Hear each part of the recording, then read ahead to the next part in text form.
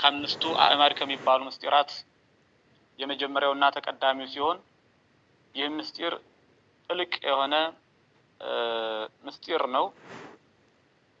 በተገለጸልን፣ በተጻፈልን፣ በተማርነው እንረዳዋለን።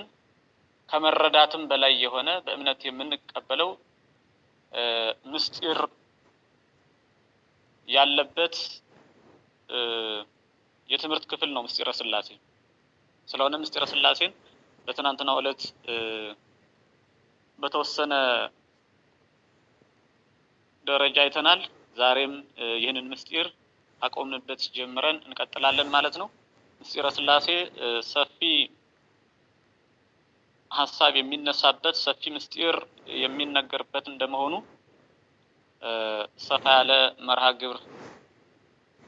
የመርሃ ግብር ጊዜን እንደሚሸፍን ይታወቃልና ዛሬ ምስጢረ ሥላሴን እንመለከታለን ማለት ነው።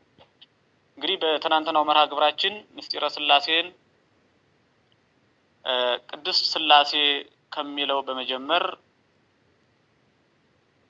የሥላሴን የቃል ትርጉም ቅድስት ሥላሴ የሚለውን የቃል ትርጉም ተመልክተናል።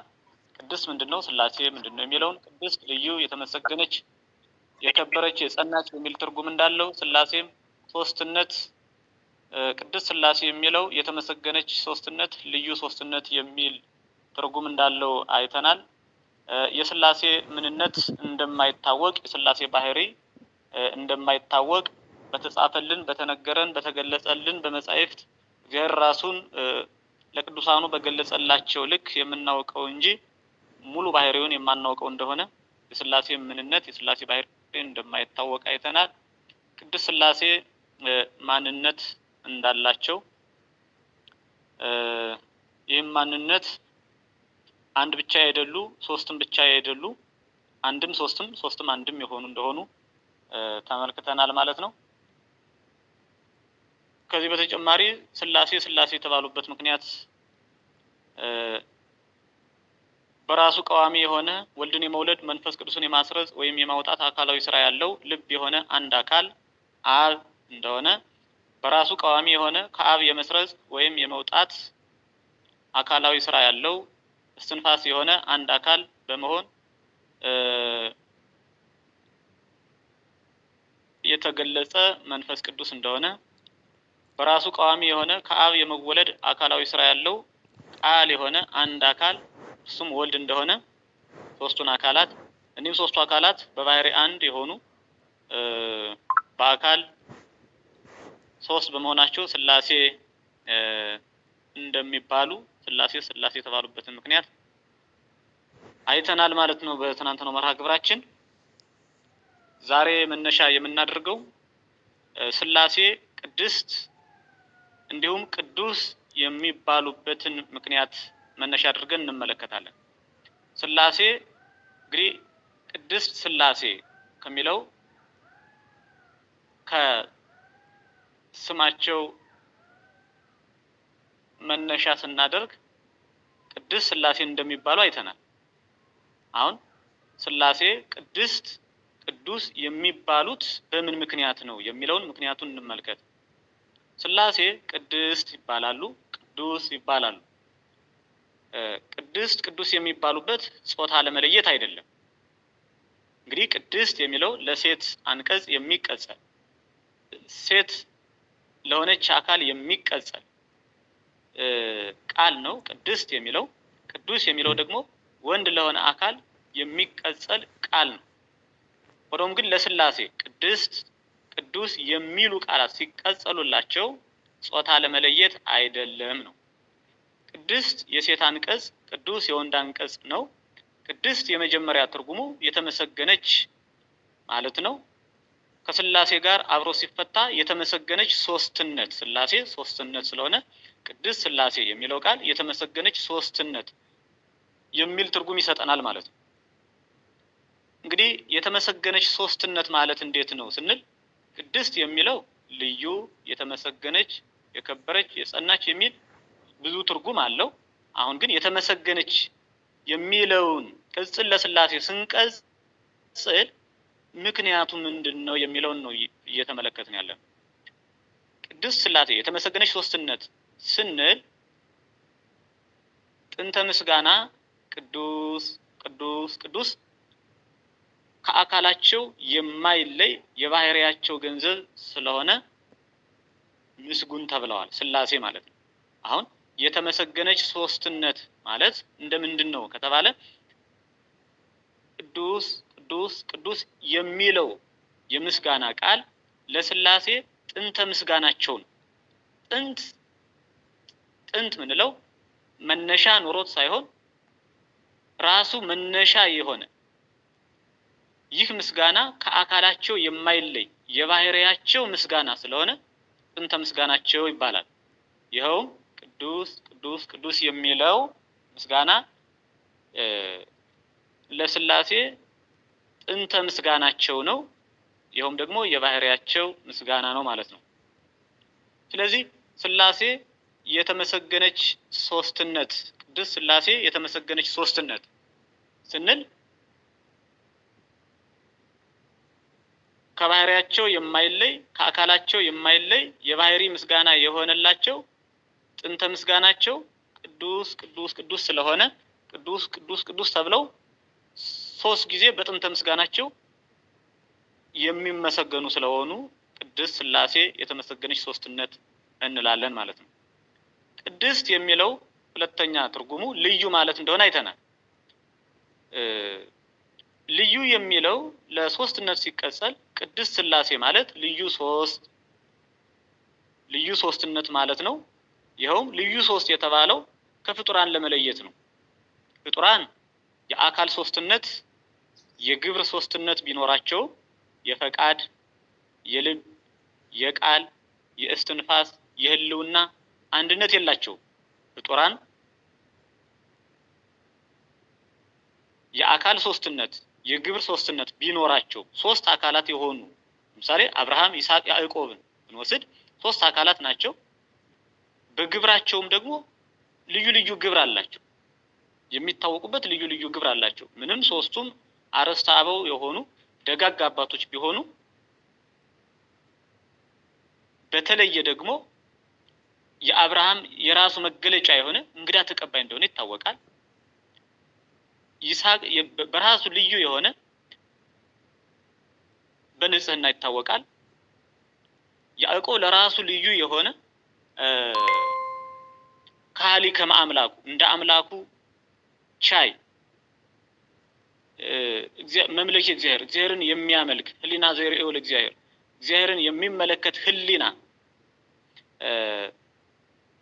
ተብሎ የሚታወቅ የራሱ የሆነ መገለጫ ያለው ነው ማለት ነው። ስለዚህ እነዚህ ሶስቱ አካላት አብርሃም ይስሐቅ ያዕቆብ በአካል ሶስት ናቸው። በግብርም ሶስት ግብር አላቸው ማለት ነው። የተለያየ ግብር አላቸው የሚለውን እንውሰድ። የሚመሳሰሉበት ግብር ቢኖርም የተለያየ ግብርም ደግሞ አላቸው ማለት ነው። ሥላሴ እነዚህ ሶስቱ አካላት አብርሃም ይስሐቅ ያዕቆብ በአካል በግብር ሶስት ቢሆኑም የፈቃድ የልብ የቃል የእስትንፋስ የህልውና አንድነት ግን የላቸው።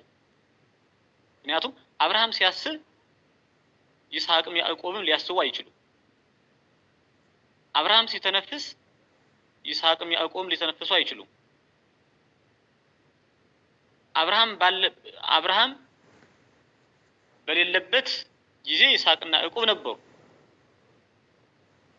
አብርሃም ከሞተ በኋላ ይስሐቅና ያዕቆብ ነበሩ። ስለዚህ የሚለያዩበት ጊዜ አለ ማለት ነው።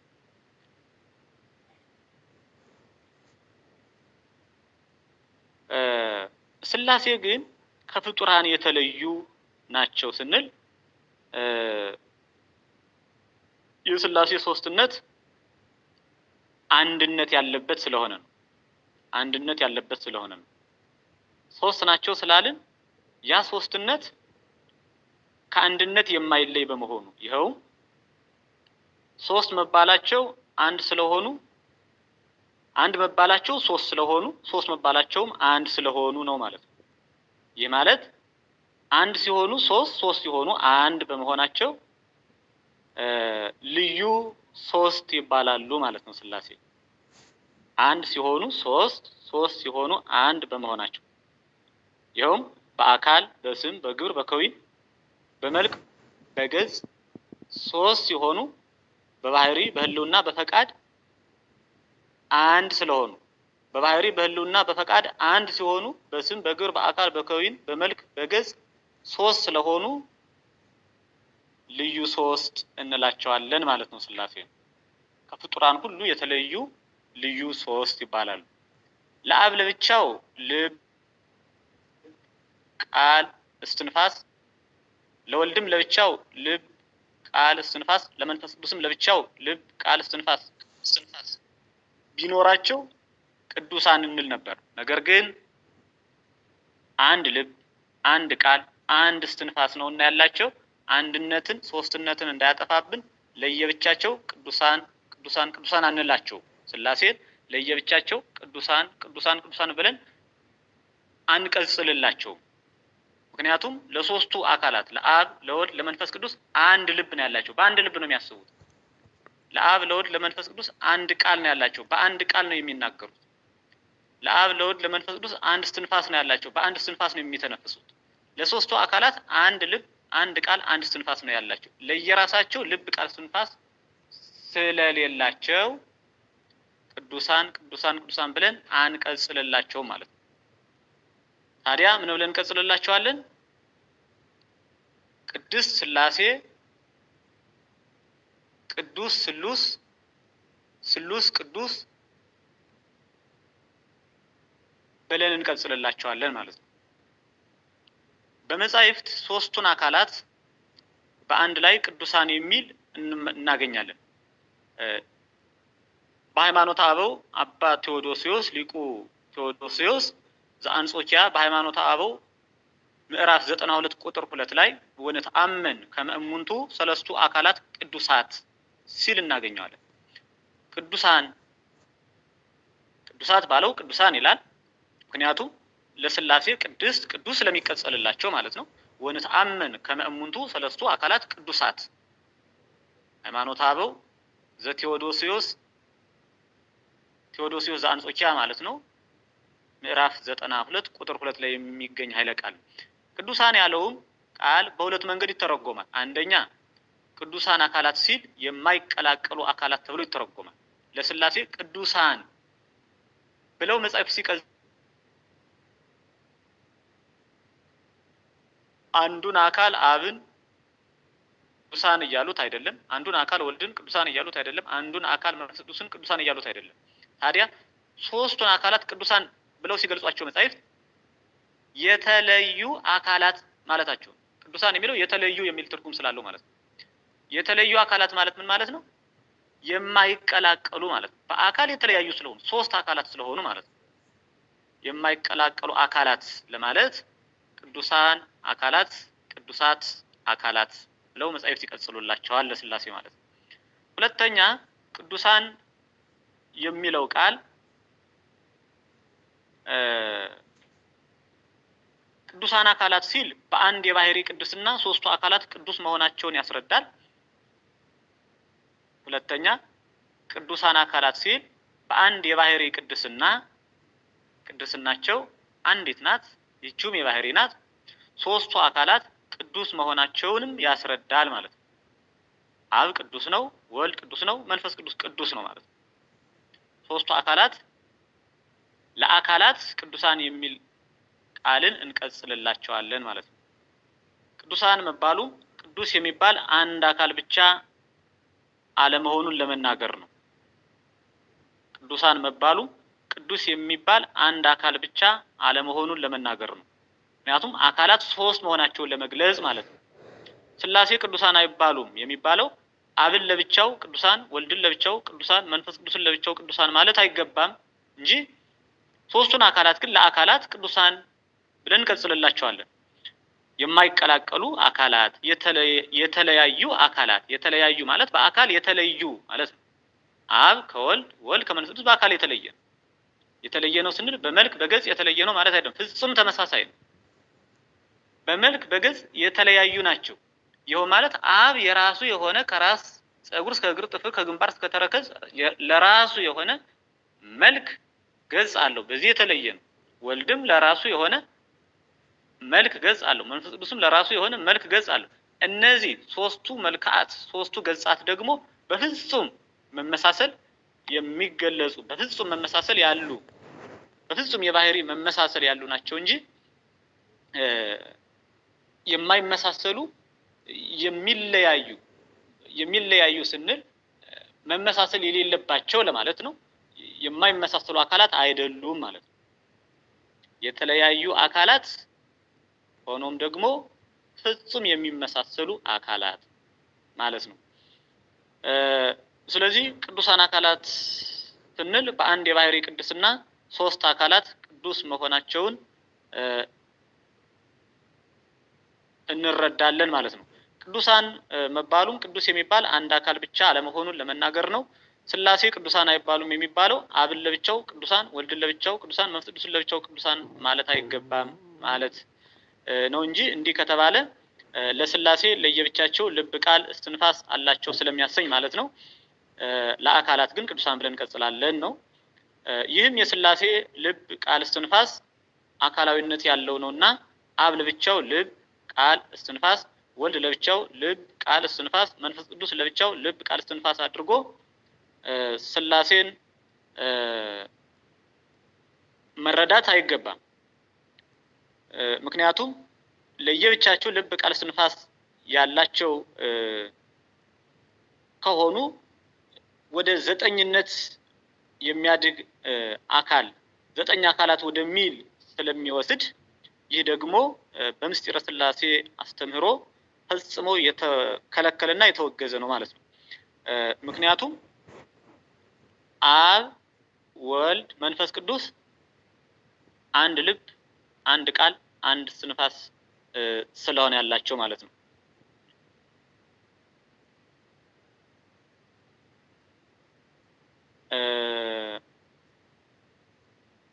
ወልድንም አብን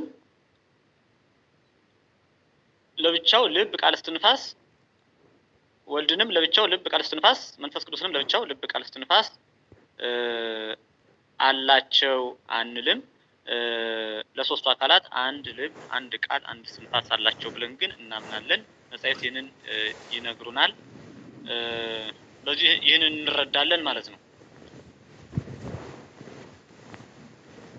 ስለዚህ አብን ለብቻው ቅዱሳን አንለውም፣ ወልድንም ለብቻው ቅዱሳን አንለውም፣ መንፈስ ቅዱስንም ለብቻው ቅዱሳን አንለውም። ሊቁ አባ ገብርኤል ዘእስክንድርያ የቅዱስ ኤጲፋንዮስን ቃል ምስክር አድርጎ ሲናገር ይቤሉ ቅዱሳን ቅዱሳን ቅዱሳን አላ ከሰቱ ለነ ሰለስተ አካላተ በተዋሕዶ ተአሐዱ መለኮት በብሂሎቶሙ ቅዱስ ቅዱስ ቅዱስ ሰለስተ ጊዜያተ በማለት መላእክት ቅዱሳን ቅዱሳን ቅዱሳን አላሉ፣ በአንድ መለኮት አንድነት ሶስቱን አካላት አስረዱን እንጂ ሶስት ጊዜ ቅዱስ ቅዱስ ቅዱስ በማለታቸው በማለት ያስረዳል ሊቁ ማለት ነው። መላእክት ሶስቱን አካላት ቅዱስ ቅዱስ ቅዱስ ብለው ሶስት ጊዜ ቃሉ ባለመለወጡ የአንድነት ማለት ነው አንድነት እንዳላቸው ሶስት ጊዜ በመጠራቱ ሶስት መሆናቸውን መላእክት አስረድተውናል ማለት ነው። ሲያመሰግኑ ቅዱስ ቅዱስ ቅዱስ ብለው ሶስት ጊዜ ማመስገናቸው በትንቢተ ኢሳይያስ ምዕራፍ 6 ላይ ይህንን ቃል እናገኘዋለን። በሌሎችም የመጽሐፍ ቅዱስ ክፍሎች ተረጋግሞ እናገኘዋለን። መላእክትን አብነት አድርገን እኛም ቅዱስ ማለት እንዳለብን ሊቃውንቱ ይነግሩናል ማለት ነው። ሃይማኖተ አበው ምዕራፍ 94 ቁጥር 7 ላይ ዳግመኛም አስቀድመን እንደተናገርነው ቅዱስ ምስጉንም ልዩም ተብሎ ይተረጎማል ብለን አይተናልና ቅዱስ ምስጉንም ልዩም ተብሎ ይተረጎማልና ቅዱሳን ሲል የአካላቸውን መለያየት ለማስረዳት እንደሆነ ማሰብ አለብን። ሊቃውንት ሶስቱን አካላት ቅዱሳን ማለት የአካላቸውን ሶስትነት ያስረዳል። አንዱን አካል ለብቻው ቅዱሳን ማለት ደግሞ አምላክነትን ይከፍላል በማለት ሶስቱን አካላት ቅዱሳን ማለትን ሳይሆን አንዱን አካል ለብቻው ቅዱሳን ማለትን አውግዘዋል ማለት ነው። አንዱን አካል ለብቻው ቅዱሳን ማለት አይቻልም፣ የተከለከለ የተወገዘ ነው። ሶስቱን አካላት ግን ለአካላት ቅዱሳን ብለን ልንቀጽልላቸው እንችላለን። መጻሕፍት ቀጽለውላቸው እናገኛለን ማለት ነው። እንግዲህ ሥላሴ በሴት አንቀጽ ቅድስት የሚባሉበት ምክንያት አላቸው። ምክንያቱም ሴት ለልጆቿ ትራራለች፣ ሥላሴም ለፈጠሩት ሁሉ ይራራሉ። እንግዲህ ሴት ለልጆቿ ርህርህት ናት፣ ትራራለች። ስለዚህ ሴቶች እናቶቻችን ይታወቃሉ ማለት ነው። ይሄ የተረጋገጠ እውነት ሀቅ ነው ማለት ነው። በተግባር የሚታይ ስለሆነ ሴት ለልጆቿ ትራራለች፣ ሥላሴም ለፈጠሩት ሁሉ ይራራሉ። ሥላሴም ለፈጠሩት ሁሉ ይራራሉ። ኃጥእ ጻድቅ፣ ክፉ በጎ ሳይሉ አማኒ ኢአማኒ፣ የሚያምን የማያምን ሳይሉ፣ ሃይማኖት ያለው የሌለው ሳይሉ ሁሉንም በፀሐይ አብስለው በዝናብ አብቅለው በነፋስ ለይተው ይመግባሉ። ይህ የሥላሴን ርህሩህነት ያሳያል። መግቦቱ የእግዚአብሔር መግቦቱ ሁሉን አስተካክሎ ይመግባል። ሁሉን አስተካክሎ ይመግባል። ርህሩህነቱ በዚህ ይታወቃል ማለት ነው። እግዚአብሔር የሥላሴ ርህሩህነታቸው በመግቦታቸው ይታወቃል። ወንድ ልጁን ቢመግብ ከአካሉ ውጭ ያለውን ነገር ነው። ከአካሉ ውጭ ያለውን ነገር እንጀራን ዳቦን ሊመግብ ይችላል ልጁ ማለት ነው።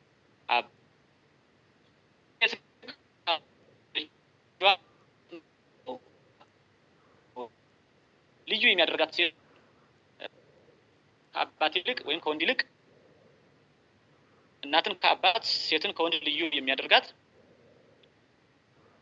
ከአካሏ የወለደችውን ልጇን የምትመግበው ከአካሏ የሚገኘውን ወተት በመሆኑ ማለት ነው። ሥላሴም በባህሪያዊ ፈቃዳቸው የፈጠሩትን በባህሪያዊ ፈቃዳቸው ለፈጠሩት ይመግባሉና በዚህ የሴት አንቀጽ ቅድስት የሚለው ቃል ይቀጸልላቸዋል ማለት ነው።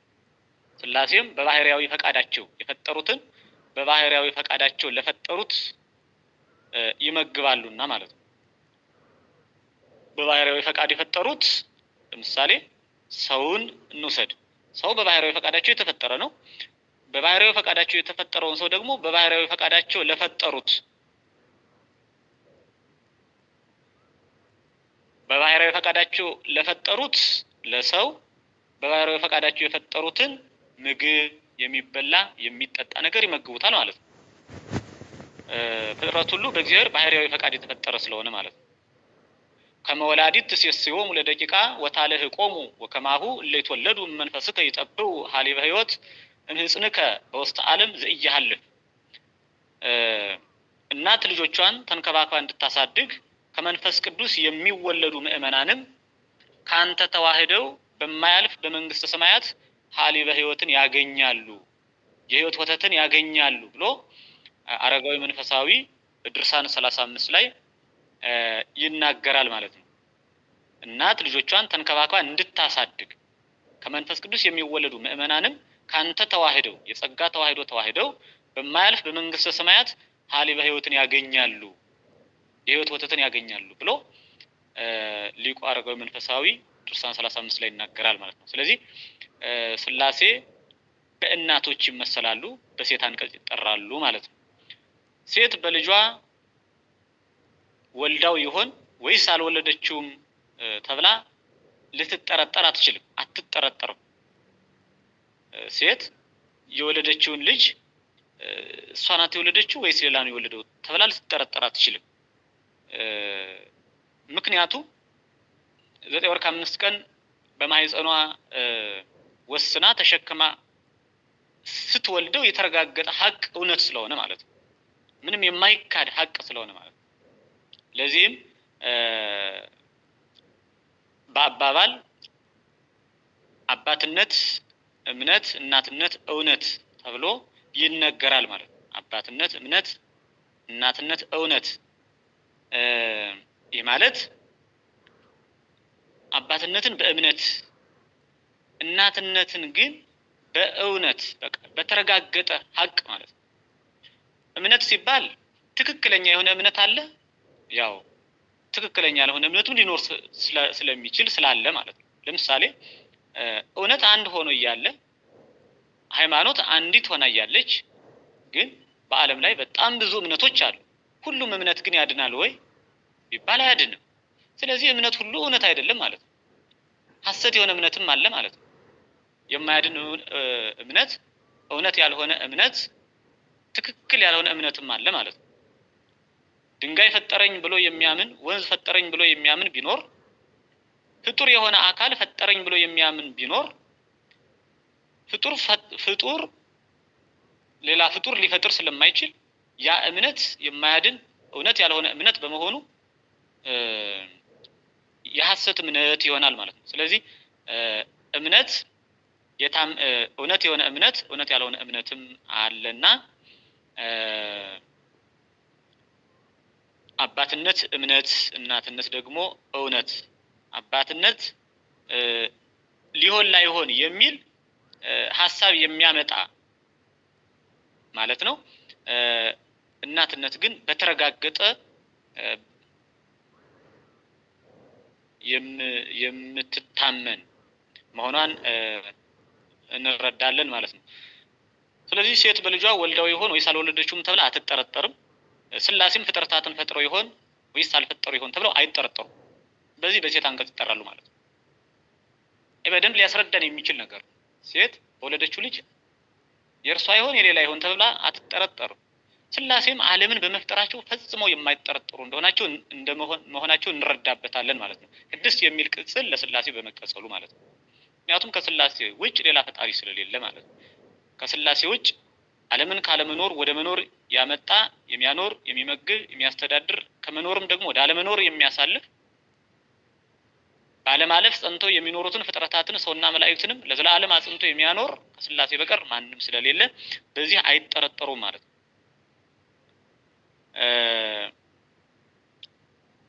ስለሆነም ቅድስት ስላሴ ተብለው ይጠራሉ።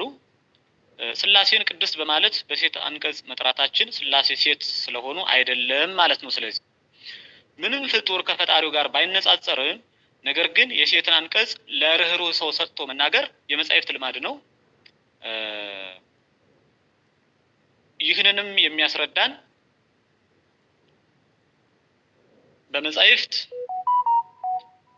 ሊቁ አፈመዓር የተባለው አባ ጊዮርጊስ ዘጋስጫ የስላሴን ቅድስት መባል ሲያደንቅ ሀበ ርኅራኄክሙ በዝሃ ወሀበ አልቦቱ መስፈርት እለትሰመዩ በስመ ብእሲት፣ መራራታችሁ መለኪያ የታጣለት በሴት ስም የተሰየማችሁ በማለት ስላሴ ቅድስት የተባሉበትን ምክንያት ተናግረዋል ማለት ነው። በመልክዓ ሕማማት ድርሰቱ ሊቁ አባ ጊዮርጊስ ዘጋስጫ መራራታችሁ ርኅራኄያችሁ መለኪያ የታጣለት በሴት ስም የተሰየማችሁ ብሎ የስላሴን ቅድስት መባል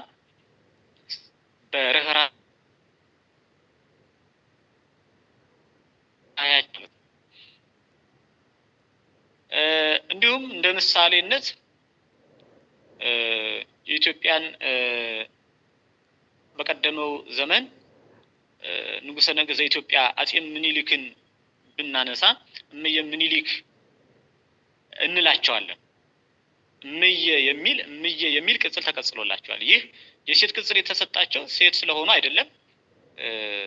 ሆኖም ግን ስለ ርኅሩህነታቸው ይህ እናቴ የሚል የሴት ቅጽል ተቀጽሎላቸዋል ማለት ነው። እና ቅድስት የሚለው ቅጽል ያለ ጾታ ለሌላቸው አካላት ጾታም ላላቸው አካላት ስለ ርኅራኄያቸው የሚቀጸል ቃል እንደሆነ እንረዳለን ማለት ነው። ጾታ ላላቸው ማለት ለምሳሌ አጼ ምኒልክን ያው ወንድ እንደሆኑ ይታመናል። ሆኖም ግን በሴት አንቀጽ እምየ ብለን ስንጠራቸው ርኅሩህነታቸውን ለማስረዳት ነው፣ ለመግለጽ ነው። ስላሴን ደግሞ ቅድስት ስንላቸው ሴት ስለሆኑ ወንድ ስለሆኑም አይደለም። ስላሴ ከጾታ የራቁ ናቸው ማለት ነው። በስላሴ ዘንድ ጾታ የለም፣ ትምህርተ ጾታ የለም። በዚህ ምክንያት እንግዲህ ስላሴን ስለ ርኅሩህነታቸው ዓለምን የፈጠሩ መሆናቸው ፈጽሞ እውነት መሆኑን ለማስረዳት ሴት ልጇን ወልዳው ይሆን ወይስ አልወለደችውም ተብላ እንደማትጠረጠረው ስላሴም ዓለምን ፈጥረዋል ወይስ አልፈጠሩም ተብለው ስለማይጠረጠሩ መፍጠራቸው የተረጋገጠ እውነትና ሀቅ በመሆኑ ቅድስት የሚለውን የሴት ቅጽል እንቀጽልላቸዋለን ማለት ነው ለስላሴ። ስላሴን በወንድ አንቀጽ ቅዱስ የተባሉበትን ምክንያት ደግሞ ቀጥሎ እንመለከታለን ማለት ነው። በወንድ አንቀጽ ቅዱስ የተባሉበት ምክንያት ስላሴ ወንድ ስለሆኑ አይደለም። ስላሴን ቅዱስ ብለን በወንድ አንቀጽ መጥራታችን ስላሴን ወንድ ለማድረግ ሳይሆን ጾታ ሳንለይ አንድን አካል በወንድ አንቀጽ መናገር ልማድ በመሆኑ ነው ማለት ነው።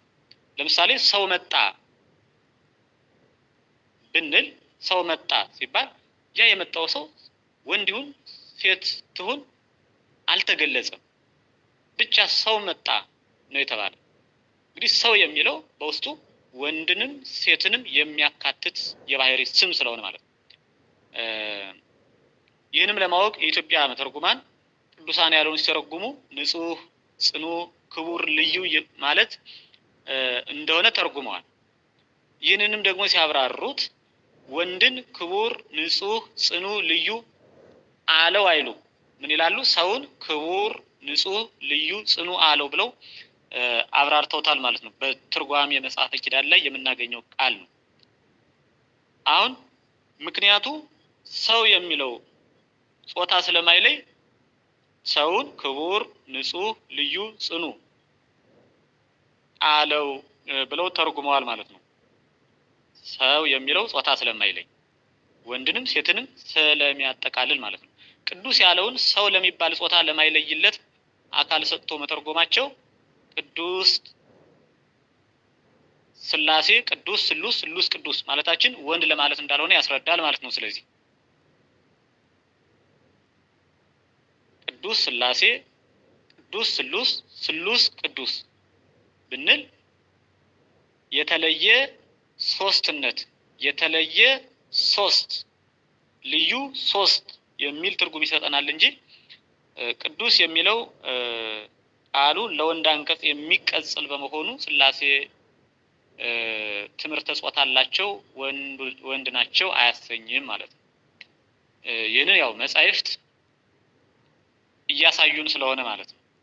የሴትን ቅጽል ለወንድ የወንድን ቅጽል ጾታ ለማይለይለት አካል እየቀጸሉ ስለምናገኘው ማለት ነው። በመጽሐፍ ቅዱስም ሰው ለሚባል አካል በወንድ አንቀጽ የተነገረው ብዙ ነው። ለምሳሌ ኦሪት ዘፍጥረት ምዕራፍ 2 ቁጥር 18 ስንመለከት ንግበር ሎቱ ቢጸ ዘይረድኦ የሚል ቃል እናገኛለን።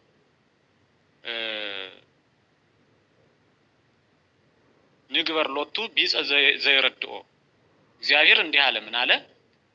ኮነ ሰናይ ለእጓለ እመሕያው ይንበር ባሕቲቶ አላ ንግበር ሎቱ ቢጸ ዘይረድኦ። ሰው ብቻውን ይኖር ዘንድ መልካም አይደለም፣ ስለሆነም የሚረዳውን ጓደኛ እንፍጠርለት ብለው ስላሴ ተናገሩ። ኦሪት ዘፍጥረት ምዕራፍ 2 ቁጥር 18 ባሉ ጊዜ የተፈጠረችው ሴት ናት፣ ይህችውም ሔዋን ናት። ሆኖም ግን ቃሉን የተጠቀሙት የሚረዳውን በማለት በወንድ አንቀጽ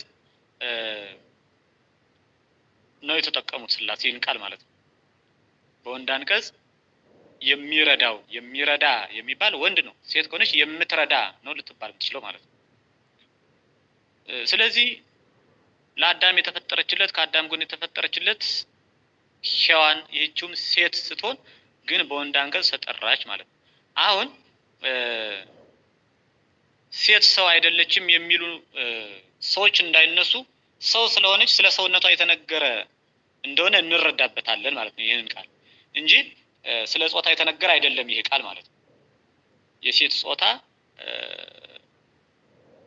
ሴት ናት፣ ሴት እንደሆነች ትታወቃለች ሔዋን።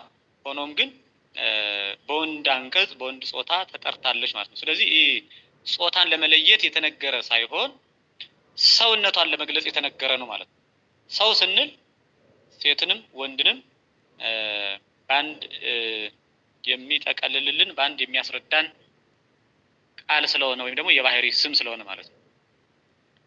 ዳግመኛ በመዝሙር ዳዊት ሰብሰን ዘክቡር ውእቱ እያይመረ ሰው ክቡር ሲሆን አላወቀም ብሎ ነብዩ ዳዊት በመዝሙር 48 ቁጥር 20 ላይ ይናገራል። ሰው ክቡር ሲሆን አላወቀም። ይህንንም ቃል ስንመለከተው ክቡር ስላለ ወንድ ብቻ ነው ክቡር አይባልም። ሰው ክቡር ሲሆን አላወቀም ማለት። አሁን ሰው ክቡር የተባለው ክቡር የሚለው ለወንድ የሚቀጸል በመሆኑ ወንድ ብቻ ነው ክቡር አንልም። ወንድ ሴት ሳንል ሰው ለሚባል አካል ክቡር እንደሆኑ ሰው ለሚባል አካል ክቡር እንደሆነ እንገልጻለን እንናገራለን እንጂ ማለት ነው። ነብዩም እየተናገረ ይህንን ስለሆነ ማለት ነው። ወንድ ሴት ብሎ ሳይለይ ሰው በሚል ስለተናገረ ወንድም ክቡር ነው፣ ሴትም ክብርት ናት ማለት ነው። ስለዚህ ሰው ክቡር ሲሆን አላወቀም ብሎ ነብዩ ዳዊት በመናገሩ ወንድ ብቻ ነው ክቡር አይባልም። ወንድ ሴት ሳይል ሰው ለሚባል አካል ሰጥቶ ስለተናገረ ሴትንም ወንድንም ክቡር ብለን እንናገራለን። ሴትንም ወንድንም ክቡር እንደሆኑ እናምናለን ማለት ነው። በዚህ መሰረት የወንድ አንቀጽ ጾታ ላልተለየለት አካል እንደሚነገር የወንድ አንቀጽ ጾታ ላልተለየለት አካል እንደሚነገር ሥላሴም ቅዱስ የተባሉት ሥላሴን ወንድ ለማለት እንዳልሆነ እነሆ አሁን የተረዳ ምስጢር ነው ማለት ነው።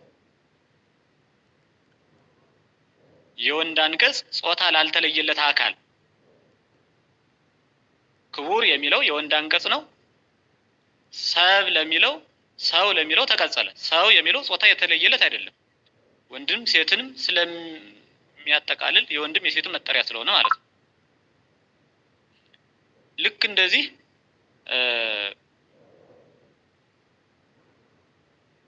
ቅዱስ የተባሉት ሥላሴ ቅዱስ የተባሉት ሥላሴን ወንድ ለማለት እንዳልሆነ በዚህ በመጽሐፍ ቅዱስ እንረዳለን ማለት ነው።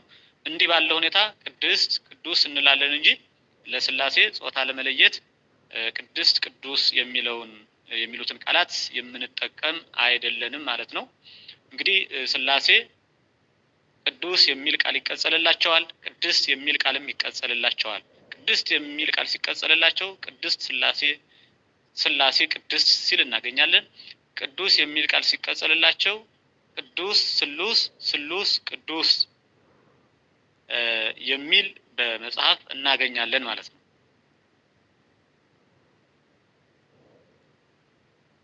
የቅድስትንና የቅዱስን ለሥላሴ እንዴት እንደተቀጸለ ካየን ጾታ ለመለየት እንዳልሆነ ከተረዳን የሥላሴን ሶስትነት ከዚህ ቀጥሎ እንመለከታለን ማለት ነው። ሥላሴ ሶስት ናቸው ብለናል። ቅዱስ ስሉስ ስንል ልዩ ሶስት ማለታችን ነው። ሶስትነት አላቸው ብለን ስንናገር ሶስትነታቸው እንዴት ነው የሚል ጥያቄ መነሳቱ አይቀርምና ሶስትነታቸውን እንመለከታለን ማለት ነው። ሶስትነት አላቸው። ሶስትነታቸው በአካል፣ በስም፣ በግብር፣ በከዊን፣ በገጽ፣ በመልክ ሶስት ናቸው ሥላሴ። ሥላሴ በእነዚህ አሁን በተናገርናቸው ሶስት ስለተባሉ ሶስት አማልክት ናቸው አንልም። ምክንያቱም ሶስትነታቸው በአንድነት የጸና ስለሆነ ማለት ነው። ሶስትነታቸው በአንድነት የጸና ስለሆነ ማለት ነው። አንድ አምላክ ብለን ግን እናምናለን። ሥላሴን በአካል፣ በስም፣ በግብር፣ በከዊን፣ በመልክ፣ በገጽ ሶስት መሆናቸውን እናምናለን። እነዚህም ሥላሴ ሶስት በሚሆኑባቸው ምስጢራት ሶስት ናቸው። ወደ ላይም ወደ ታችም አይሉም። ሶስትነታቸው ለዘላለም ጸንቶ ይኖራል ማለት ነው። ሶስት በሆኑባቸው በእነዚህ በግብር፣ በስም፣ በከዊን፣ በመልክ፣ በገጽ፣ በአካል ሥላሴ ወደ ላይም ወደ ታችም አይሉም። ሁልጊዜም በሶስትነታቸው ለዘላለም ጸንተው ይኖራሉ ማለት ነው። ሶስት የሆኑባቸውን ምስጢራት ሁለት ወደ መሆን አይመጡባቸውም፣ አራት ወደ መሆንም አያድጉባቸውም ማለት ነው። ሁልጊዜም በሶስትነት ጸንተው ይኖራሉ። ሥላሴ በአካል ሶስት ናቸው ብለናልና አካል እንዴት ነው የሚለውን እናያለን። ሥላሴ ሶስት ከሚሆኑበት መካከል እንግዲህ አንዱ አካል ነው። አካል ማለት በመዳሰስ በመታየት ከሌላ ነገር ተለይቶ ለብቻው ቋሚ የሆነ ነገር ነው። ይህ ብቻ አይደለም። አካል ማለት በመዳሰስ በመታየት ከሌላ ነገር ተለይቶ ለብቻው ቋሚ የሆነ ነገር ነው። ከዚህ በተጨማሪ ደግሞ ባለመታየት ባለመዳሰስ አካል የሚለው ባለመታየት ባለመዳሰስ ከሌላ ነገር ተለይቶ ለብቻው ቋሚ የሆነ ነገርም ነው ማለት ነው። አሁን አካል የሚታይ የማይታይ የሚዳሰስ የማይዳሰስ እንደሆነ ማስተዋል ይገባል ማለት ነው። ዋናው አካል ከሌላ ነገር ተለይቶ ለብቻው ቋሚ ለብቻው የጸና የሆነ ነገር መሆኑን እንረዳበታለን። አካል የሚለው ቃል ለራሱ የጸና ለራሱ ቋሚ የሆነ ከሌላ ጥገኛ ያልሆነ ብቸኛ ይኸውም የሚዳሰስ የሚታይ ሊሆን ይችላል፣ የማይዳሰስ የማይታይም ሊሆን ይችላል ማለት ነው። የሚዳሰሱ የሚታዩ ግዙፋን አካላት ስላሉ የማይዳሰሱ የማይታዩ ደግሞ ረቂቃን አካላት ስላሉ ማለት ነው። በስላሴ ዘንድ ግን መዳሰስ መታየት የሌለበት ባለመዳሰስ ባለመታየት ቋሚ ሆኖ ጸንቶ ለዘላለም የሚኖር አካልን ነው የምንመለከት በስላሴ ዘንድ ማለት ነው። ብሂለ አካልኒ ቁመቱ እቱ አካል ማለት ቋሚ ቁመት ነው ተብሎ እንደተጻፈ ማለት ነው። ብሂለ አካልኒ ቁመቱ እቱ አካል ማለት ቋሚ ወይም ደግሞ ቁመት ነው። ቋሚ የጸና ከሌላ ነገር ከሌላ የተለየ ባለመዳሰስ ባለመታየት ወይም ደግሞ በመዳሰስ በመታየት ጸንቶ የሚኖር ማለት ነው። ረቂቃን ግዙፋን አካላት ስላሉ ሶስት አካላት የሚባሉት ልብ የሆነ አካል፣ ቃል የሆነ አካል፣ እስትንፋስ የሆነ አካል ናቸው። ሶስት አካላት አብ፣ ወልድ፣ መንፈስ ቅዱስ ስንል አብ ልብ የሆነ አካል፣ ወልድ ቃል የሆነ አካል፣ መንፈስ ቅዱስ እስትንፋስ የሆነ አካል ስለሆኑ ሶስት አካላት እንላለን ማለት ነው። የእስክንድርያው ሊቅ አባ ሚናስ የስላሴን የአካል ሶስትነት ሲናገር ወአካላትሰ እስመ አካለ አብ ካልእ እምአካለ ወልድ ወእምአካለ መንፈስ ቅዱስ ወአካላትሰ እስመ አካለ አብ ካልእ እምአካለ ወልድ ወእምአካለ መንፈስ ቅዱስ አካለ ወልድኒ ካልእ እምአካለ አብ ወእምአካለ መንፈስ ቅዱስ ወአካለ መንፈስ ቅዱስኒ ካልእ እምአካለ አብ ወወልድ በማለት አካላት ግን ይልና የአብ አካል ከወልድ አካል ከመንፈስ ቅዱስም አካል ልዩ ነው ይላል። የወልድም አካል ከአብ አካል ከመንፈስ ቅዱስም አካል ልዩ ነው። የመንፈስ ቅዱስም አካል ከአብ አካል ከወልድም አካል ልዩ ነው በማለት በአካል ሶስት እንደሆኑ ይናገራል ማለት ነው። በሃይማኖተ አበው ምዕራፍ 100 ቁጥር 8 ላይ የአብ አካል ከወልድ አካል ከመንፈስ ቅዱስም አካል ልዩ ነው። የወልድም አካል ከአብ አካል ከመንፈስ ቅዱስም አካል ልዩ ነው። የመንፈስ ቅዱስም አካል ከአብ አካል ከወልድም አካል ልዩ ነው ማለት ነው። ስላሴ አካል አላቸው ስንል ይህን ያህል ቁመት፣ ይህን ያህል ስፋት፣ ይህን ያህል ውፍረት፣ ይህን ያህል ፍጥነት ተብሎ የማይወሰን በሁሉ ቦታ ያለ ከረቂቃን ሁሉ ረቂቅ የተገኘበት ጊዜ የማይታወቅ ጊዜ የሌለው ከጊዜ በፊት የነበረ የተገኘበት ጊዜ የማይታወቅ ብቻ ሳይሆን ጊዜ ኑሮት ግን የማይታወቅ ሳይሆን ጊዜ የሌለው ጊዜ ባለመኖሩ የማይታወቅ ማለት ነው። በዚህ ጊዜ ያልፋል የማይባል ቀዳማዊ ዘላለማዊ ግዘፍ የሌለው የማይታይ የማይመረመር የማይወፍር የማይከሳ ከፍጡራን ሁሉ ልዩ የሆነ አካል ለየራሳቸው አላቸው ማለት ነው ለስላሴ። እንግዲህ ግዘፍ ማለት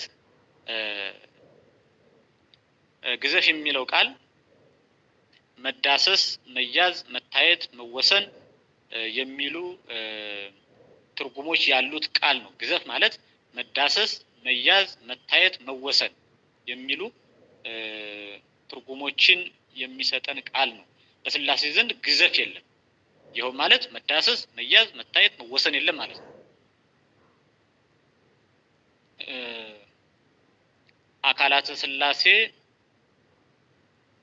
በዚህ ልክ የምንገልጻቸው አካላት ናቸው።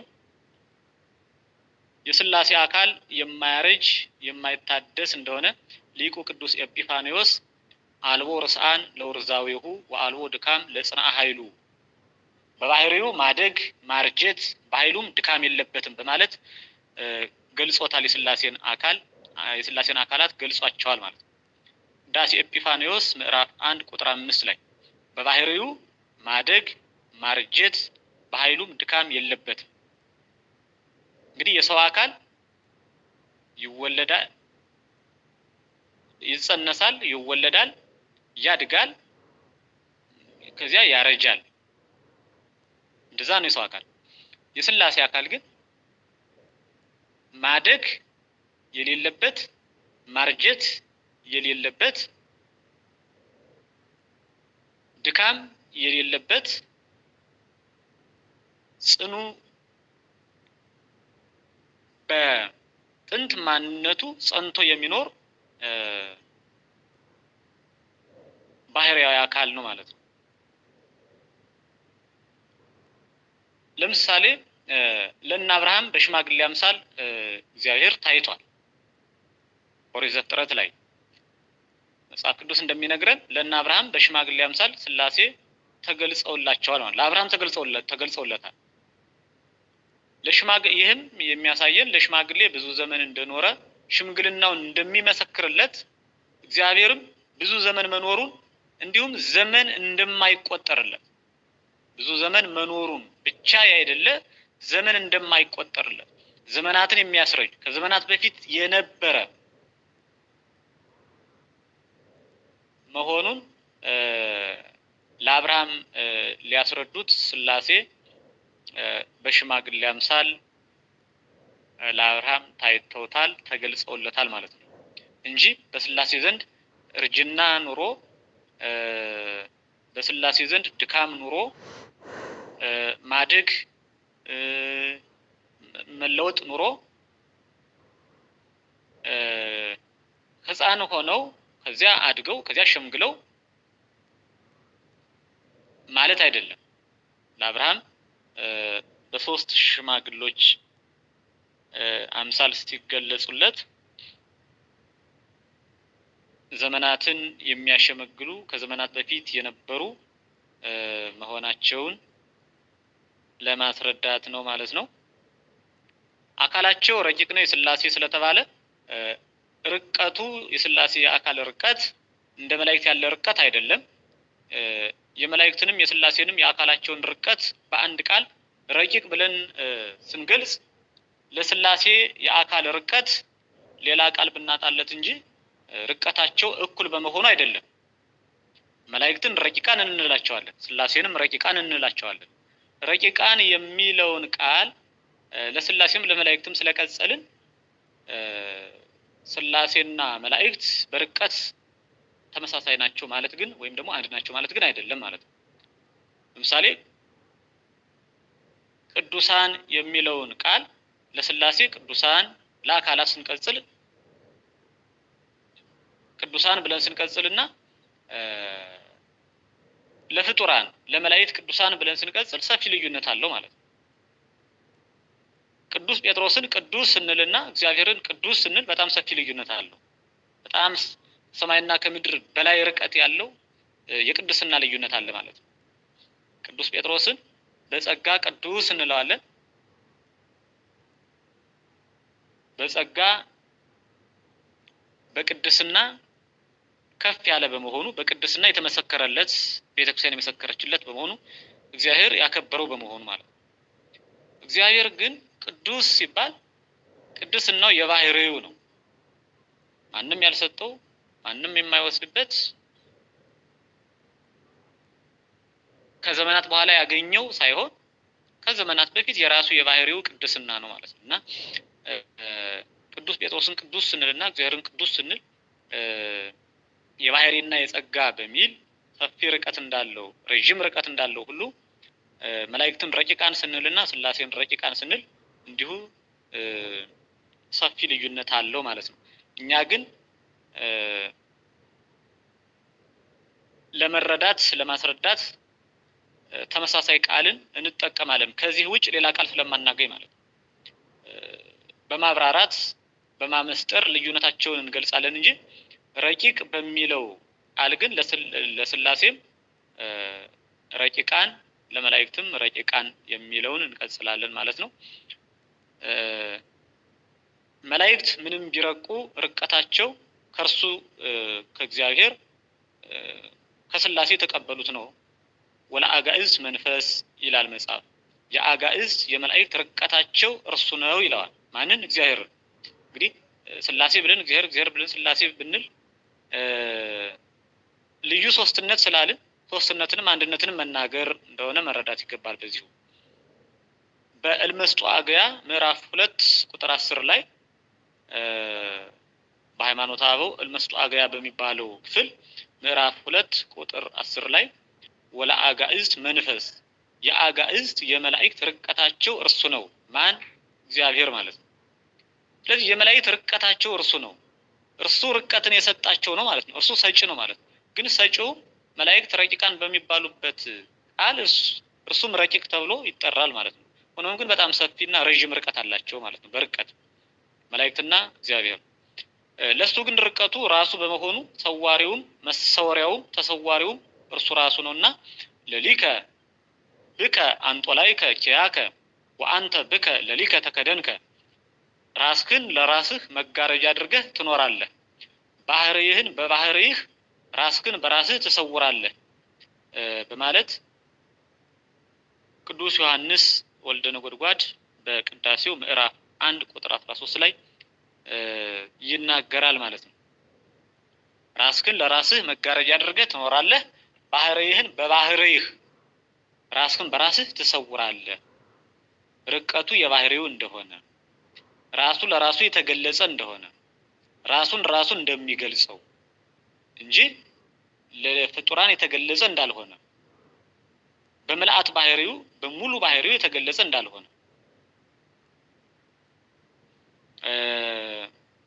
ይነግረናል ማለት ነው። እንግዲህ የመላእክት የአካላቸው ርቀት ከነፍስ በላይ እንደሆነ ተመልክተናል። ከነፋስ ነፍስ ከነፍስ መላእክት እንደሚረቁ አይተናል። ከመላእክት ደግሞ የመላእክት ህሊናቸው ረቂቅ እንደሆነ ተመልክተናል። የመላእክት ህሊና በረቂቅነት ከፍጡራን ሁሉ በላይ ነው። ይህ ከፍጡራን ሁሉ በላይ የሆነው የመላእክት ህሊና ሐሳብ ደግሞ በስላሴ ዘንድ ልክ እንደ ተራራ የገዘፈ እንደሆነ አይተናል። ስለዚህ የስላሴ ረቂቅነትና የመላእክት ረቂቅነት ረቂቃን በመባል በቃል ተመሳሳይ ቢሆንም ምስጢሩ ግን ሰፊ ርቀት እንዳለው ለማየት ያስችለናል ማለት ነው። የስላሴና የመላእክት የአካላቸው ረቂቅነት ይህን ያህል ልዩነት እያለበት ግን ቋንቋ ከማጣት የተነሳ የምንገልጽበት ሌላ ቃል ከማጣታችን የተነሳ መላእክትንም ረቂቃን እንላቸዋለን፣ ስላሴንም ረቂቃን እንላቸዋለን እንጂ የመላእክት የህሊናቸው ረቂቅነት ስላሴ ረቂቅነት ጋር ሲነጻጸር እንደ ተራራ የገዘፈ ነው ማለት ነው። ለስላሴ በልዩ ሁኔታ ረቂቅ ዘእም ረቂቃን የሚል ቅጽል የሚሰጣቸውም ረቂቅ የሚለው ከፍጡራን እኩል አንድ እንዳያደርግብን ነው ማለት ነው። ረቂቅ ዘእም ረቂቃን እንላቸዋለን። ከረቂቃን ይልቅ ከረቂቃን በላይ ከረቂቃን በበለጠ በተሻለ የረቀቀ አካል ማለት ነው። የስላሴ አካላት ረቂቃን ከሆኑ አካላት ከመላእክት ከህሊና መላእክት የረቀቁ መሆናቸውን ለመግለጽ ረቂቅ ዘእም ረቂቃን ረቂቃን ዘእም ረቂቃን ብለን እንቀጽልላቸዋለን ማለት ነው። ዘእም ረቂቃን የሚለው መላእክትን የሚያሳይ ሲሆን ወይም ረቂቃን ፍጥረታትን የሚያሳይ ሲሆን ረቂቃን ወይም ደግሞ ረቂቅ የሚለው ደግሞ ስላሴን የሚያሳይ ለስላሴ አካላት የሚቀጽል ነው ማለት ነው።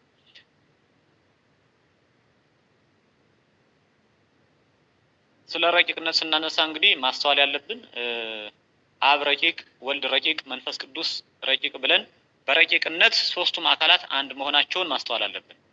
አብ ከወልድ ወልድ ከመንፈስ ቅዱስ በረቂቅነት አይለያዩ። አብ ከወልድ ወልድ ከመንፈስ ቅዱስ ወልድ ከአብ ከመንፈስ ቅዱስ መንፈስ ቅዱስም ከአብ ከወልድ በረቂቅነት አይለያዩ። የርቀታቸው መጠን የርቀታቸው ደረጃ አንድ ነው።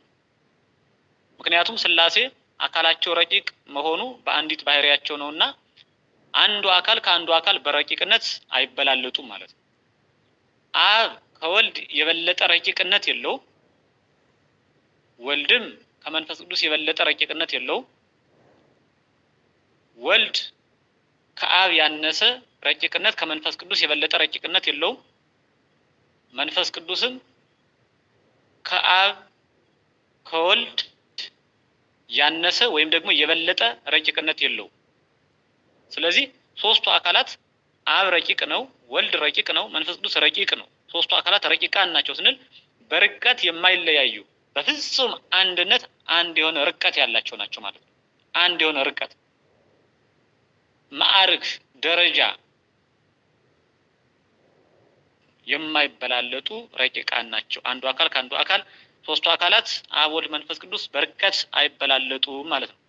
ይህንን ማስተዋል ያስፈልጋል። ምክንያቱም በዚህ የሳቱ መናፍቃን ስላሉ እኛ ግን ይህንን አናምንም፣ ይህንን መጻሕፍትም አይነግሩንም ማለት ነው። ከ185 እስከ 254 ዓመተ ምህረት የነበረው አርጌንስ የተባለው ሰው ወልድ አብን አያየው፣ መንፈስ ቅዱስ ወልድን አያየውም በማለት በሥላሴ መካከል ማዕርገ ርቀት አለ ያለ መናፍቅ ነበር ማለት ነው። የአርጌንስ የተባለ ሰው ወልድ አብን እንደማያየው መንፈስ ቅዱስን ወልድን እንደማያየው ተናግሯል ማለት ነው። ከልቡና አመንጭቶ ይህንን ቃል ተናግሯል። ይህን በመናገሩ በሥላሴ መካከል ማዕርገ ርቀት፣ የርቀት ደረጃ፣ የርቀት ልዩነት እንዳለ ተናግሯል። ለዚህ በመጻሕፍት ሊቃውንት ምላሽ ሲሰጡት ኢትዮጵያዊ ሊቅ አባ ጊዮርጊስ ለዚህ ክደት ከመጽሐፍ ቅዱስ ጠቅሰው ሲመልሱ እንዲህ ብለዋል። መንፈስ ቅዱስ አብን እንደሚያየው በዮሐንስ ወንጌል ምዕራፍ 15 ቁጥር 26 ላይ እኔ ከአብ ዘንድ የምልክላችሁ ጰራቅሊጦስ እርሱም ከአብ የሚወጣ የእውነት መንፈስ በመጣ ጊዜ እርሱ ስለ እኔ ይመሰክራል የሚለውን ቃል ከመጽሐፍ ቅዱስ ከዮሐንስ ወንጌል ምዕራፍ 15 ቁጥር 26 ላይ ያለውን ቃል ጠቅሰው ከእርሱ ዘንድ የሚወጣ ከሆነ እንዴት አያየውም ብለው ምላሽ አሳጥተውታል ማለት ነው። ለቃሉ በተመሳሳይ ዘመን ነበሩ ማለት ሳይሆን ለተናገረው ቃል ለክህደቱ ግን ምላሽ እንዲህ አድርገው ሰጥተውታል ማለት ነው። ምክንያቱም መንፈስ ቅዱስ ከአብ የሚወጣ ከሆነ የሚወጣበትን አካል አያየውም ማለት እንዴት ይቻላል ማለት ነው። ከራሱ ስለሚወጣ ማለት ነው። መንፈስ ቅዱስ ወልድን እንደሚያየው ቅዱስ ጳውሎስ በአንደኛ ቆሮንቶስ ምዕራፍ 2 ቁጥር 16 ላይ ክርስቶስን የሚገልጠው ዕውቀት አለን ብሎ ስለ መንፈስ ቅዱስ የክርስቶስ ሕሊና ከሆነ እንደምን አያየው ማለት ነው። መንፈስ ቅዱስ የክርስቶስ ሕሊና ከሆነ እንደምን አያየው? ምክንያቱም ክርስቶስን የሚገልጠው ዕውቀት አለን ተብሎ ስለ መንፈስ ቅዱስ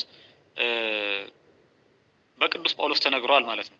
ይህንን ሕሊና ፊትን ከማየት ልብን መመርመርም የውጭውን ከማየት ይበልጣልና ሕሊና ፊትን ከማየት ልብን መመርመርም የውጭውን ከማየት ይበልጣልና። ምክንያቱም ሕሊና በውስጥ ያለ ነው፣ ረቂቅ ነው። ፊት ደግሞ በውጭ ያለ የሚታይ ነገር ነው፣ የገዘፈ ነገር ነው። ልብ በውስጥ ያለ ነው። ልብን መመርመር ረቂቅ ነው። የውጭውን ማየት ደግሞ ግዙፍ ነው። ሕሊና ፊትን ከማየት ልብን መመርመርም የውጭውን ከማየት ይበልጣልና በማለት መንፈስ ቅዱስ አብንም ወልድንም እንደሚያይ ተናግረዋል ማለት ነው ሊቁ አባ ጊዮርጊስ ዘጋስጫ። ይህን ስንል አብ፣ ወልድ፣ መንፈስ ቅዱስ የሚታይ ፊት አላቸው ማለት አይደለም። ይህንን ሊቁ በምሳሌ ያስረዱበት ነው ማለት ነው። ሕሊና ፊትን ከማየት ልብን መመርመርም የውጭውን ከማየት ይበልጣልና ብለው የተጠቀሙት ቃል ምሳሌያዊ ቃል ነው። ቅዱስ ጳውሎስ ግን ክርስቶስን የሚገልጠው ዕውቀት አለን ብሎ እውቀት ብሎ መንፈስ ቅዱስ እንደገለጸው በማንሳት በመጥቀስ ለመናፍቁ ምላሽ ሰጥቶታል ማለት ነው። ስለሆነም መንፈስ ቅዱስ አብንም ወልድንም እንደሚያይ እንረዳለን። ወልድ አብን እንደሚያይ ሲመሰክሩም አይምርኬ ኦ አብድ ከመወልድኒ ይርእዮ ለአብ በከመይቤ በወንጌል ይክል ገቢረ ወልድ ዘእምሃቤሁ ወኢምንተኒ ዘእንበለ ዘርእዮ ለአብ ይገብር ዘውእቱ ገብረ ከማሁ ወልድኒ ይገብር በአምሳሉ። አንተ ሰነፍ በወንጌል ከአብ ያየውን ካልሆነ በቀር ወልድ ከራሱ ምንም ሊያደርግ አይችልም። እርሱ ያደረገውን ያደርጋል፣ እንዲሁም ወልድም በአምሳሉ ያደርጋል። በዮሐንስ ወንጌል ምዕራፍ 5 ቁጥር 19 የሚገኝ ኃይለ ቃል ነው።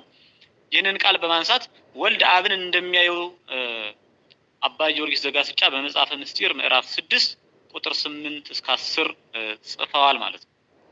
ወልድ አብን እንደሚያየው መጽሐፍ ቅዱስ ምስክር ነው ማለት ነው። ስለዚህ ከስላሴ በርቀት አንዱ አካል ከአንዱ አካል አይበልጥም። አካላት በምን አይበላለጡም። ስላሴ በአካል ይመሳሰላሉ፣ ይተካከላሉ፣ አይበላለጡም። በአካል ይመሳሰላሉ፣ ይተካከላሉ ማለት ነው። እንግዲህ ሶስቱ አካላት ምንም መበላለጥ ሳይኖርባቸው በርቀት አንድ ናቸው ማለት ነው። በርቀት አብ ረቂቅ፣ ወልድ ረቂቅ፣ መንፈስ ቅዱስ ረቂቅ፣ የርቀታቸው መጠን አንድ ነው ማለት ነው።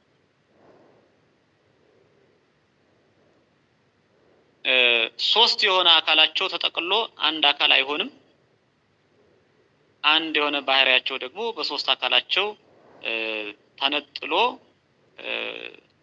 ተከፍሎ ሶስት አይሆንም ማለት ነው። በገድለ ገብረ መንፈስ ቅዱስ ላይ አቡነሂ ገብር መንፈስ ቅዱስ ርዕስ ስላሴ በተዋህዶ በስላሴ የሚል ቃል እናገኛለን።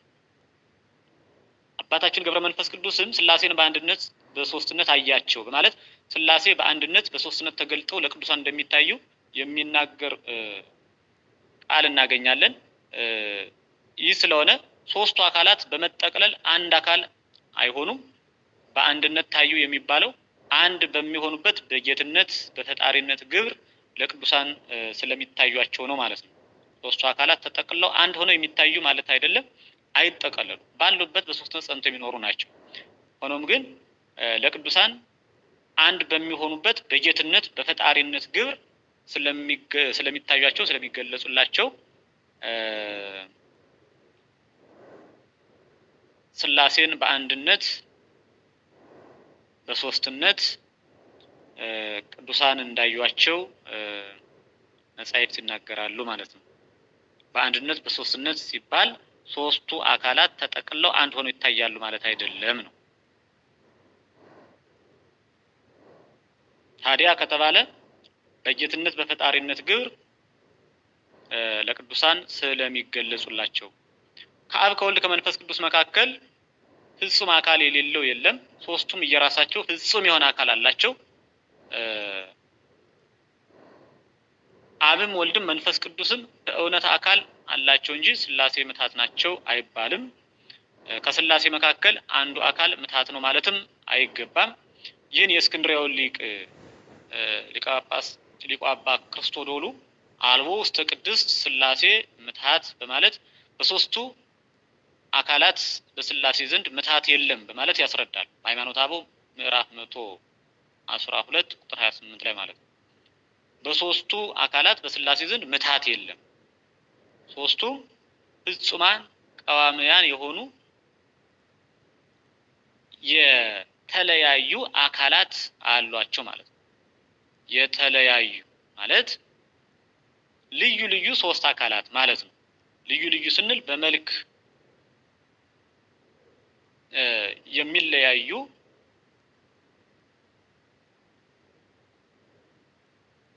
ሶስት አካላት፣ በገጽ የሚለያዩ ሶስት አካላት፣ ሶስት ገጻት፣ ሶስት መልክዓት፣ ሶስት አካላት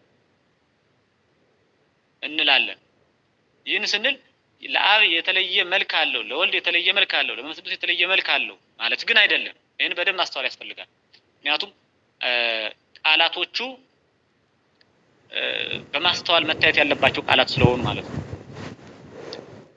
በፍጹም መመሳሰል ግን የተለያዩ መልኮች ማለት የተለያየ የምንለው ያ መልክ የአብ መልክ ከአብ አካል የተለየ ባለመሆኑ ለአብ ራሱን የቻለ አካል ፍጹም አካል ማለት ለወልድም ፍጹም አካል ፍጹም መልክ፣ ለመንፈስ ቅዱስም ፍጹም አካል ፍጹም መልክ የአካላትን ሶስትነት ከአካላት ሶስት ከሆኑ አካላት የማይለይ ሶስት መልክ አለ ማለት ነው እንጂ መልክ በራሱ ግን የአብ መልክ ከወልድ ከመንፈስ ቅዱስ የተለየ የወልድም ከአብ ከመንፈስ ቅዱስ የመንፈስ ቅዱስም ከአብ ከወልድ የተለየ ነው ማለት ግን አይደለም። ማስተዋል ያስፈልጋል ማለት ነው። ሥላሴ በመልክ ሶስት ናቸው የሚለውን ተመልክተን የዛሬን መርሃ ግብር እናጠናቅቃለን ማለት ነው። የዛሬን መርሃ ግብር የሥላሴን የአካል ሶስትነት አይተናል። እንግዲህ ሥላሴ ሶስት የሚሆኑባቸው ምስጢራት ብዙ ናቸው፣ ነገሮች ብዙ ናቸው። ከነዚያ መካከል የአካልን ሶስትነት አይተናል። አሁን የመልክን ሶስትነት እናያለን። የገጽ ሶስትነት አለ፣ የግብር ሶስትነት አለ፣ የከዊን ሶስትነት አለ፣ የስም ሶስትነት አለ። ይህንን በቀጣይ መርሃ ግብር እናያለን ማለት ነው። አሁን ግን ሥላሴ በመልክ ሶስት ናቸው ስንል እንዴት ነው? ሥላሴ አካላቸው መልክ የሌለው አይደለም፣ መልክ አለው። ለለአሐዱ አሐዱ እምኔሆሙ ቀዋሚ በመልክኡ እንበለቱ ስይት ከሶስቱ አንዱም ያለ መቀላቀል በየቅርጹ ጸንቶ ይኖራል ብሎ ሊቁ አባ ኪራኮስ በሃይማኖተ አበው ምዕራፍ 91 ቁጥር 12 ላይ ይናገራል።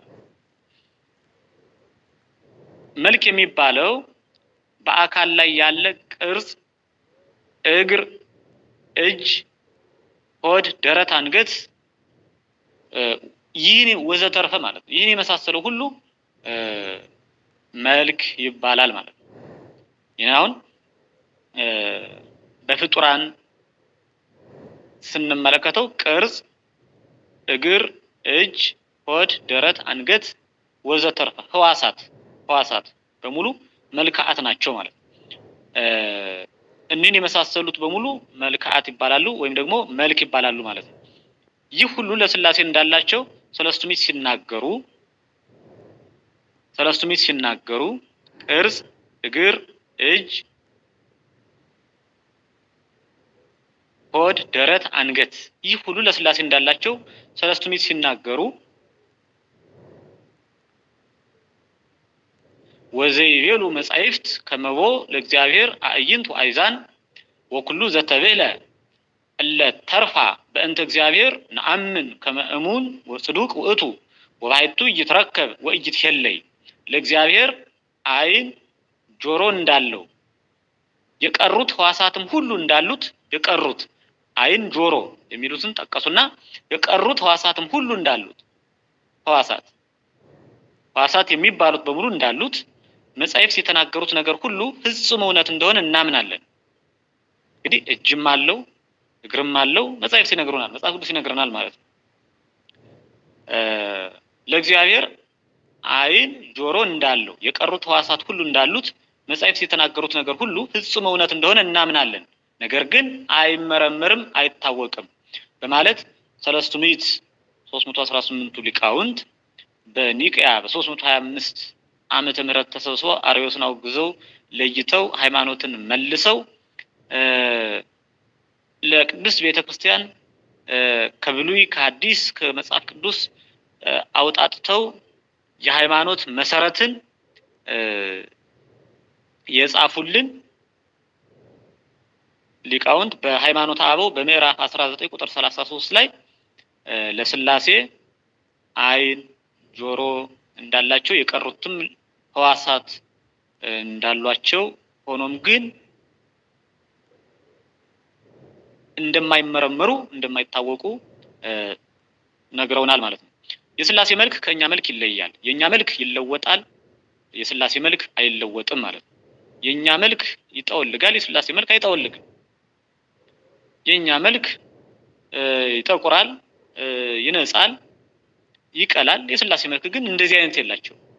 የስላሴ መልክ አይለወጥም፣ አይታደስም፣ አያልፍም፣ አይጠቁርም። በየጊዜው የሚለዋወጥ የሚቀላ የሚነጻ መልክ የላቸው። በየጊዜው የሚለዋወጥ መልክ የላቸው ማለት ነው። አልቦ ሙስና ለመልክኡ በመልኩ መለወጥ የለበትም ብሎ ሊቁ ኤጲፋኒዎስ በቅዳሴ ኤጲፋኒዎስ ምዕራፍ 1 ቁጥር 5 ላይ እንደሚናገረው ማለት ነው። የኛ መልክ ውሱን ነው፣ የስላሴ ግን የማይወሰን ነው። መልካችን በአካላችን ያለው በውሱንነት ነው። እኛ እግራችን ላይ ወይም ደግሞ ከመሬት ከታች የወደቀ ዕቃ ቢኖር ያንን ለማንሳት እጃችን ስለማይደርስልን ዝቅ እንላለን። ስላሴ ግን አካላቸው ምሉ ስለሆነ መልካቸውም ያለመወሰን በሁሉ የመላ በመሆኑ የወደቀውን ለማንሳት ዝቅ አይሉ። እንግዲህ እጅ አንድ መልክ እንደሆነ አይተናል። መልክ ከሚባለው አንድ እጅ ነው። ሰው የወደቀን ዕቃ ከታች ከመሬት ለማንሳት ዝቅ ይላል። እጁ ቀጥታ እንደቆመ ከታች ስለማይደርስለት ማለት ነው፣ ከመሬት ስለማይደርስለት። በስላሴ ግን እንደዚህ የለባቸው። ስለዚህ የሰው እጅ የተወሰነ ነው ማለት ነው። የስላሴ ግን የተወሰነ አይደለም ማለት ነው። ስለዚህ የስላሴ መልክ እንደ ሰው መልክ የተወሰነ አይደለም ማለት ነው። ስላሴ አካላቸው ምሉ ስለሆነ መልካቸውም ያለመወሰን አካላቸው ምሉ የማይወሰን እንደመሆኑ መልካቸውም ያልተወሰነ የማይወሰን በሁሉ የመላ በመሆኑ የወደቀውን ለማንሳት ዝቅ አይሉም። ይህንንም ሊቁ ባህርያቆስ በቅዳሴ ማርያም ሲናገር አኮ ዘወቱ ለመለኮት ምድናን ወአትህቶርስ ከመይንሳ ምድር ዘኮነ ውስቴታ ከምድር የወደቀውን ያነሳ ዘንድ ከራስ ዘንበል ከወገብ ጎንበስ ማለት ለመለኮት የለበትም በማለት በመንፈስ ቅዱስ ተቃኝቶ መስክሯል፣ ተናግሯል ማለት ነው። መለኮት ማን ነው? ስላሴ። ለስላሴ ከምድር የወደቀውን ለማንሳት ከራስ ዘንበል ከወገብ ጎንበስ ማለት የለባቸውም ማለት ነው። የለባቸውም። ስለዚህ ስላሴ አዕይንት አይኖች፣ አእዛን ጆሮዎች፣ አእጋር እግሮች፣ አእዳው እጆች፣ ሌሎችም ህዋሳት እንዳሏቸው እናምናለን። መጻሕፍት ይነግሩናል። ሆኖም ግን እነዚህ ህዋሳት ያልተወሰኑ የመሉ የማይለወጡ የማያልፉ እንደሆኑ እናምናለን ማለት ነው። እንዲሁም ደግሞ የማይመረመሩ የማይታወቁ ቅዱሳን በተገለጸላቸው ያወቁትን እንዳሏቸው የታወቀውን አስቀምጠዋል። መጽሐፍ ቅዱስ እንዳሏቸው ይነግረናል። ያ ግን የማይመረመር ነው።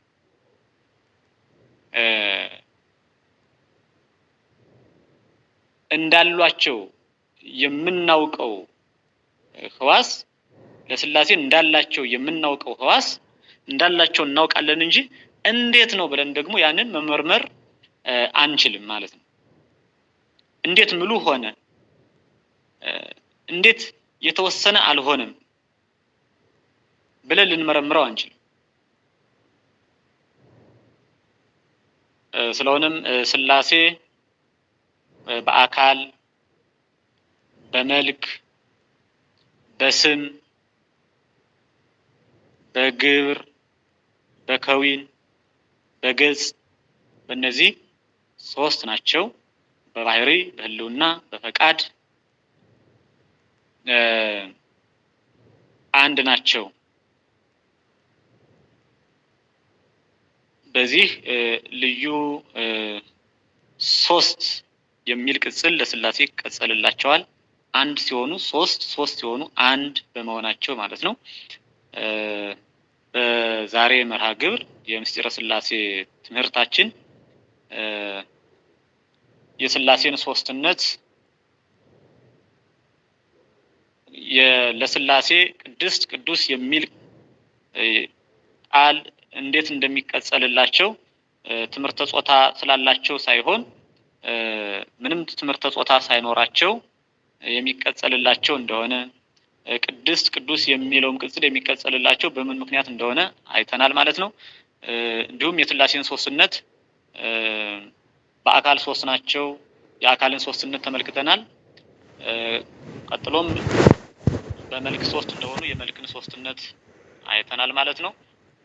ለነገ መነሻ የሚሆነን ሥላሴ በገጽ ሶስት ናቸው ብለናልና የገጽ ሶስትነትን መነሻ አድርገን ነገ እንቀጥላለን ማለት ነው እንደ እግዚአብሔር ፈቃድ።